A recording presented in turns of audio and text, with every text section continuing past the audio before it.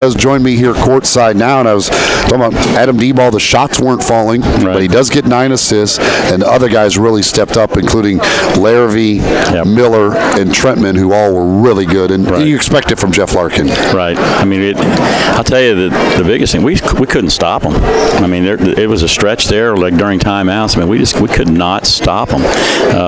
So that was troubling, but we were able to score enough ourselves, and Brad came in there and hit some big threes later in the first half when he kind of got off to we all got off to a slow start shooting and got down 10, and to go in at halftime with a 6-point lead was major, because that first half, the first 12-14 minutes of the first half was as ugly as it could get, and they were killing us on the offensive boards. Early in the game we were getting stops, but we couldn't get the rebound, and that continued somewhat, but we won. So at the end of the day, and we're here in North Al's got a decent lead at halftime over West Florida, which would be major for us. So we'll see what happens. I always tell the guys, when you take care of your business, then good things happen all around the league. So hopefully I'll be right tonight about that, and we'll get some help from some other people. Yeah, and we've seen this team this year at times have trouble at the free throw line, and it was really good to see Joe Larrabee, especially there at the end of the game, but all the guys stepping up and making free throws to seal this one. Well, and Joe is the guy we want there. I mean, Radio update. He is definitely, at the end there, we ran that last play to get him the ball, just to get him on the foul line, because he is, he's the one that shot the technical earlier in the game, the first technical. He wasn't in the game on the second one, but Joe has been has not been doing, has kind of disappeared a little bit, and I really have been frustrated by that. And I told him, I said, man, when you get your open shots, you take them. And he missed a couple early, but then he got that big one at the end of the first half, made me look smart. Jeff made a great read on the play. I mean, it was a really simple thing that we did. It wasn't anything elaborate, but I think the big thing is that a lot of times Jeff has a tendency to try to go all the way on those things and force, and sometimes he gets to the rim, so you can't complain. But I think so many times he can create shots like that, and that was a big, made the right decision, got Joe that wide open three, and got us that 6-point lead at halftime, which was big. Yeah, there's no doubt, and that you were able to get a lot of the backdoor stuff tonight to Jeff, especially early on the end. There were a couple others they couldn't quite handle the pass, so there was certainly there, but a lot of the backdoor stuff that's what you want to do, and it was there tonight. And they definitely are a team that they got out and forced that. Some teams go at it different ways. You see teams at times that just say, okay, we're going to take away the back door and make you shoot threes, and the way we were shooting early, that might have been not the worst thing, but when we finally started making threes, they got up in our grill a little bit, and we got some good back doors. And I told the guys at halftime, I said, that's the thing that you're going to see more and more as these guys get older, that they're going to have more confidence. The one that Jeff threw to Cody at the end of the first half, we had connected on a big one there that was in a lot of traffic, and it's the kind of pass that I said a month ago we wouldn't have gotten it, because Jeff would have, rightly so, not thrown it, because he didn't have confidence to throw it. And again, as we get more relaxed with it, we're going to get more of those things, and then that loosens others. Once you start getting those, then people start backing off, and then you get better threes, as opposed to kind of the contested ones that we shot at times.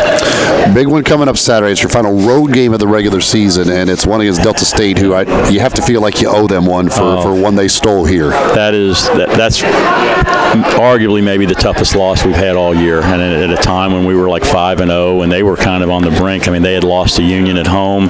Maybe they'll lose to them there tonight, but it was a terrible loss, the timing of it, and we kind of went into a tailspin off of it, and and I feel like that, we get that game, and maybe we don't lose 4 straight like we did there in the middle of the season, but it's been a long ride, and we're still getting this win tonight. We'll see what happens around the region and around the conference, and we'll hopefully, like I said, some good things, and hopefully we can take care of our business here the next week and a half, and get ourselves into that NCAA tournament again. Well, and that's the thing, as you said, you got you had 4 games coming tonight, 3 of them on your home floor, so that works out well as long as you can defend your home floor. And then, as I said, we got leave that one at Delta State, and if you could get payback there, it certainly sets up nicely. That would be big because it's such it's an important NCAA game too. Regionally speaking, if it's going to be if you beat we've got 3 wins right now against regionally ranked teams. We've beaten Shorter one time.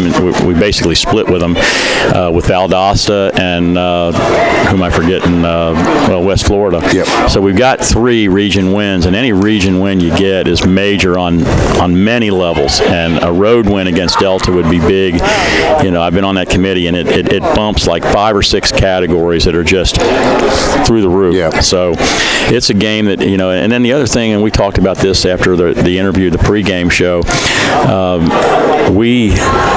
We really need to be at home, and that's something we've been talking about. We need that first conference game at home because that game could be an NCAA play-in. It might be, it might be an in or out. Because you're likely. I mean, again, if you think, okay, it's going to be hard for us, but even if we were to happen to get this, if we could happen to leapfrog Delta, which is going to be hard to do, but there were a couple games ahead of us going into tonight with 4 games to go. But if we could do that, even if we finish 3rd or 4th, we're going to be playing Shorter or West Florida probably. And with those 2 teams regionally ranked, we can't lose to them. Yeah. We just can't go into that thing and lose a game like that. And so that's going to be an NCAA play-in game situation. And obviously, we want that game here. We don't want to have to get in the bus. And Shorter's a long way. I don't think we have to worry as much about Shorter. But Pensacola's a long way. I would rather not. I'm not that. My body was not made for the beach. I don't really care if I ever see the beach again. We need to be playing here on that last night of February. There's no doubt about that. Get you back in here and have it. That's right. Dr. Smarelli doing his thing. He's like undefeated. Absolutely. I mean, at this point, you got to have him on the call. There's no doubt about that. Well, Coach, best of luck on Saturday. As I said, hopefully get some payback down there against Delta State. That would be great. We need to do it. Congratulations on the win tonight, sir. All right, Eli, thank you. Thank you.